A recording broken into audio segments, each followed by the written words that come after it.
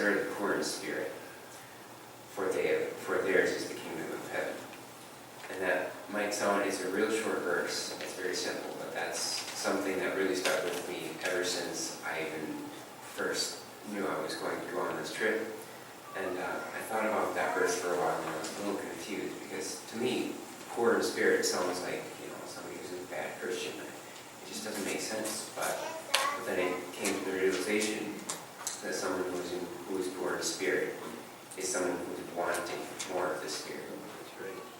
And someone who's poor is always desiring what they don't have. They are also hungry, but most of all, they are desiring. Someone who's poor in spirit is desiring the Spirit all the time. And that stuck with me for so long. And it's been an absolutely incredible experience, as I mentioned. And the first thing I'll share about this trip is where I was. And I went to Brisbane, Australia, and I was able to share my faith on 5 different university campuses in Brisbane, and we got to talk to many, many different people there. It was amazing to be able to see people's lives changed every day. And Brisbane itself is really an incredible city.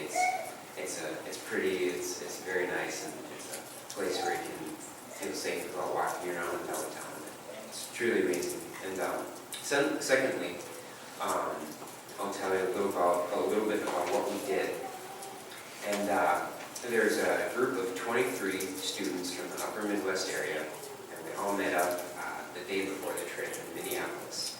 And we flew to Australia, and every morning we'd have a bit of a meeting, and we'd learn more about God and more about how to share our faith. And then we go out in pairs on each campus and share the gospel. And simple, how we started out was we would share these little surveys that would talk about the Aussie culture and religious beliefs, and that was helping us get a feel for where we were and who we were talking to. And the people in Australia, the Aussies, they're so laid back. They're happy people. They just don't worry about things.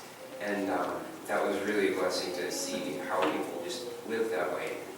And but what we would do was, if we could, we would ask them if we could share what our faith was with them. And we'd have this little booklet called Knowing God Personally, and it would explain the gospel using the 4 spiritual truths.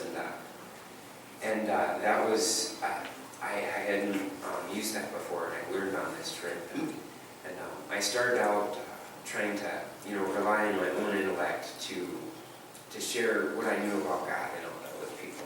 And then, I was like, okay, poor in spirit. I want more of the Spirit to come into my life.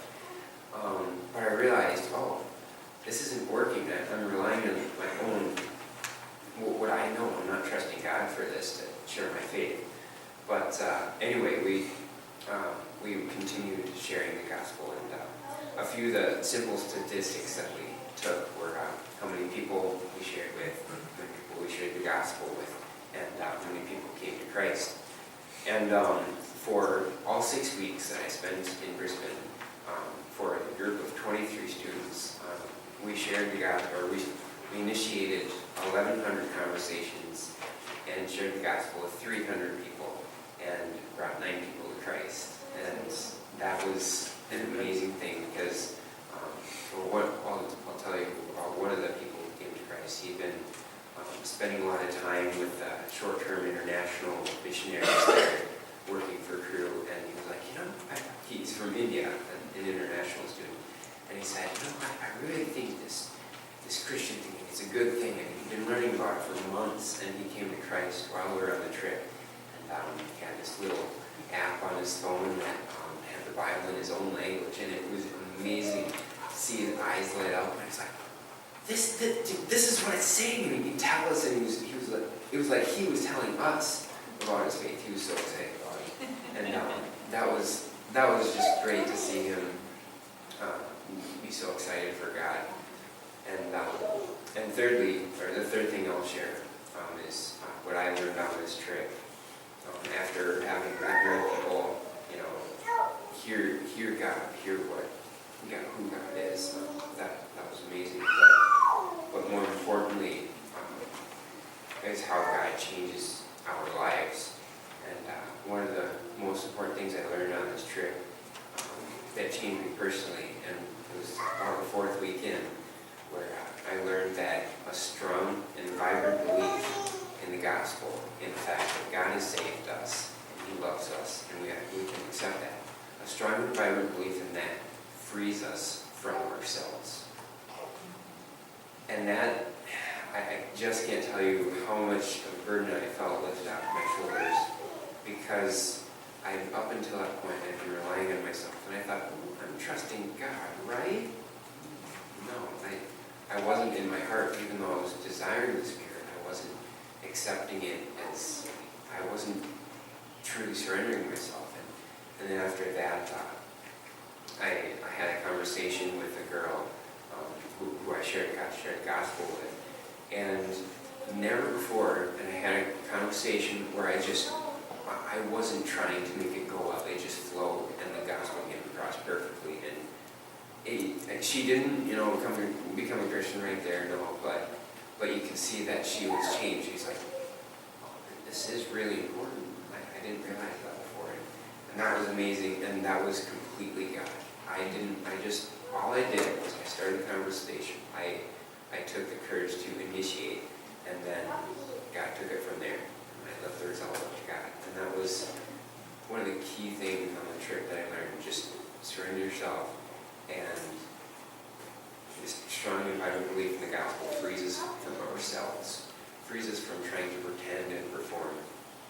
And then the second really important thing that I learned was that it stuck out every day that everybody needs to hear the gospel just as much as the next person. Because we would often come across people who are, maybe on their computers studying, and oftentimes my sharing partner would be like, oh, we shouldn't really share with them. They're busy right now. I'm like, you know what, let's go share with them. We need to share with them. And fine, okay. But we did. And